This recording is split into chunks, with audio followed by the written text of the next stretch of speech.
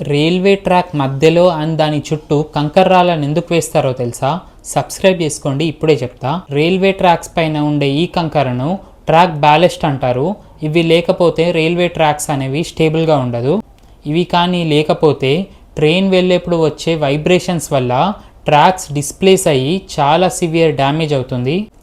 అందుకే train tracks పైన స్టోన్స్ని వేస్తారు. అలా అని చెప్పి ఏది పడితే ఆ స్టోన్స్ వేయరు.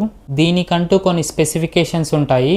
ట్రాక్ పైన రౌండ్గా ఉండే స్టోన్స్ వేస్తే అవి జారిపోయి ట్రాక్ స్ట్రెంగ్త్ తగ్గిపోతుంది.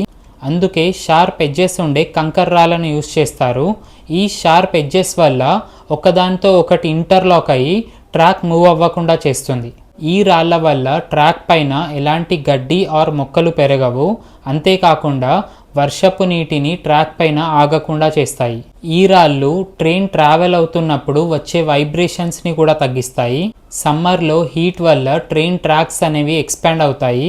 ఈ ఎక్స్పాన్షన్ని కంట్రోల్లో ఉండడానికి కూడా ఈ స్టోన్స్ హెల్ప్ అవుతాయి. ఇలాంటి ఇన్ఫర్మేషన్ నా సైడ్ నుంచి ఇంకా చాలా వస్తాయి. ఛానల్ని సబ్స్క్రైబ్ చేసుకోండి, మీకు ఖచ్చితంగా నచ్చుతుంది.